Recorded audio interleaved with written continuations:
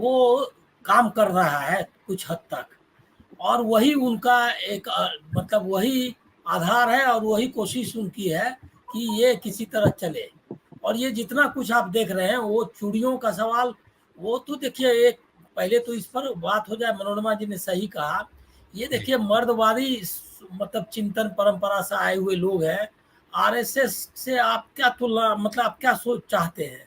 RSS से चाहते हैं कि वो अपने मूल जो 100 साल से जो चला रहा है, जो जिस तरह का मतलब चिंतन परंपरा वो आगे बढ़ा रहा है, उससे आप उम्मीद करते हैं क्या कि ये जो सेंसिबिलिटीज हैं, ये जो नया जो अभी हम लोगों ने जो औरतों के बारे में जो दृष्टि जो जिसको आप आधुनिकता कहते हैं, आधुनिकता भी है, और जो हमारे यहाँ परंपरा जो प्रगतिशील परंपरा है, मीराबाई है, कबीर है, उसके जरिए कबीर में भी कई बार आपको दिखाई देता है वो जो उस समय की सोच का प्रभाव औरतों के बारे में। लेकिन मीरा है या आप लगातार देखेंगे तो वो एक हमने एक बड़ा संघर्ष किया है औरतों के बारे में, अपनी दृष्टि बनाने में, एक आधुनिक दृष्टि बनाने में। उसमें आज़ादी के आंदोलन, गांधी जी का सबसे बड़ा योगदान है। उस पर कभी अपन सीरियसली मतलब कभी जी बात जी करेंगे।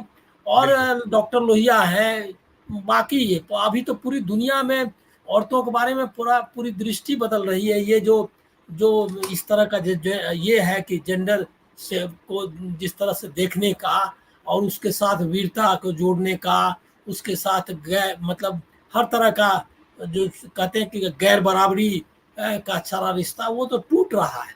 तो लेकिन ये तो यही है ना कि 500 साल की जो बात होती है वो सिर्फ मुसलमानों के संदर्भ में नहीं है। ये बात दलित और औरतों को भी समझना चाहिए कि ये अगर आरएसएस हमसे 500 साल के पीछे ले जाना चाहता है, अब 500 साल की गुलामी का मतलब यही है कि जो हमने पाया है 500 साल में वो सब खत्म करना है उसको, और उसको लौटा के ले जाना है उसी मनुवादी ये में, मतलब काल में। वही उनका ये है, मतलब अंतिम ये बात उन्होंने दोनों बात बताई, बहुत जरूरी बात और ग्राउंड की बात है भी। जय भीम का नारा जो है, वो जय भीम, वो अंबेडकर और सब संविधान सबका नाम लेगा ये आरएसएस वाला लोग, लेकिन वो अंबेडकर को कितना स्वीकार करता है वो पता चल गया, क्योंकि वहां वो जय श्री राम लगाने के लिए आया है। और यही अंबेडकर को तो है क्या कि कोई उपाय नहीं है, उनका भी जय श्री राम करण जो है करने का वो ये एजेंडा है। तो उसके लिए वो इस्तेमाल करते हैं अंबेडकर का। तो ये पूरा उससे बाहर नहीं निकल सकते, एक तो पहली बात है। दूसरा है कि पोलराइजेशन ही, ये जो बात कर रहे हैं पाकिस्तान की या जिस तरह की जो बातें कर रहे हैं, वो सब है पोलराइजेशन का एजेंडा। एक ही अब बच गया है, और वो आप देखेंगे कि जो पहले फेज से लेकर के अभी तक वही है कि एक कॉमन चीज है जो है पोलराइजेशन। बाकी वो शिफ्ट कर रहे हैं, बाकी उन्होंने कोशिश की, राम मंदिर, प्राण प्रतिष्ठा, फिर सीए, फिर मटन मच्छी, मंगलसूत्र, सब किया उन्होंने। लेकिन कॉमन थीम ये है कि पोलराइजेशन, और अब वो लास्ट में उनको समझ में आ गया है कि यही एक मात्र एजेंडा है। इसलिए आप देखेंगे कि अभी जो तीसरा चरण था और ये जो अभी है, उसमें वो पूरी कोशिश कर रहे हैं इसी पर फोकस करने की। तो वो सारा जो मतलब ये है जोर है, वो इसी जोर पे है कि किसी तरह से हम इसको पोलराइज कर दे इलेक्शन को। और वो उतना क्लिक नहीं कर रहा है। उन्होंने एक बहुत बड़ी संख्या में, जरूर ये हेमंत जी से मैं सहमत हूँ कि एक जिसको आप कहते हैं सांप्रदायिकरण जो है उन्होंने किया है, और एक बहुत बड़ा तबका इसका तैयार हुआ है जो कॉमनल हो चुका है और जो मुसलमानों को ठीक करने का मिजाज रखता है। लेकिन जो बाकी जो नैरेटिव भी बनी है महंगाई की, बेरोजगारी की या संविधान की, वो उसका भी असर हो रहा है, और उससे मुकाबला करना मुश्किल हो रहा है। इसीलिए वो बार बार मतलब झूठी, एक तो झूठ बोलते हैं कि संविधान, कांग्रेस ने ही संविधान को इतने साल लागू किया है, उसके बारे में मतलब सोचिए कि अगर कॉमन भी गांव के आदमी को एक छोटी सी बात बताया जाए किसने संविधान लागू किया, तो वो बिना मतलब कोई किताब पढ़े बगैर वो सीधा जवाब देगा कि कांग्रेस ने लागू किया।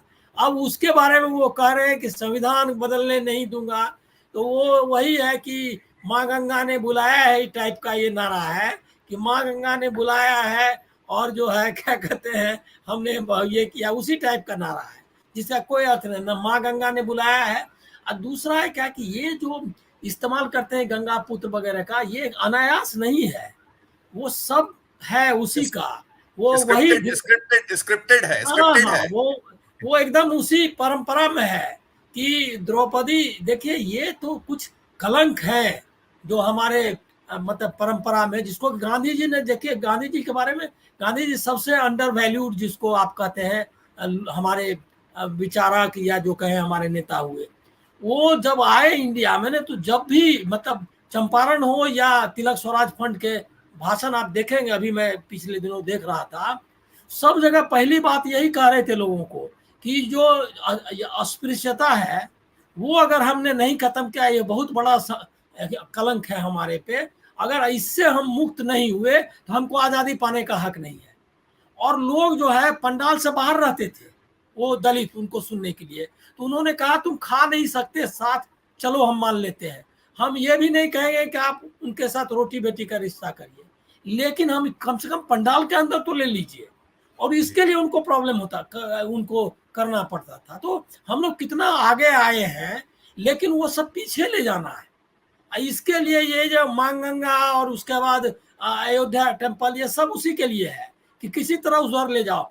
इसके पीछे रीजन जो राहुल गांधी कहते हैं वो है कि अडानी अंबानी को की थैली अगर भरनी है तो लोगों को पीछे ले जाना होगा, क्योंकि जो समाज बना है, नया समाज बना है आज़ादी के बाद, वो बराबरी चाहता है, हक चाहता है, अधिकार चाहता है, और उसको नहीं देना है, वो ले जाना है। अभी कुछ अनायास थोड़ी ही है कि इतना गैप है, आप देख रहे हैं, क्या जवाब देंगे वो इसीलिए इधर उधर की बात कर रहे हैं। वो राहुल गांधी सही आरोप लगाते हैं, इसीलिए आरोप लगा रहे हैं कि उनको वो इसका क्या जवाब देंगे कि कोविड में लोग मर रहे थे और उसकी संपत्ति जो है दुगुनी मतलब हो गई उस बीच में ये सेठों की, और ये जो 70 रुपये का है वो ये वैक्सीन, वो 700 रुपये में खरीदा और 52 करोड़ रुपया उससे चंदा ले लिया। ऐसे फोकट में तो दिया नहीं, उसका कमीशन ले लिया।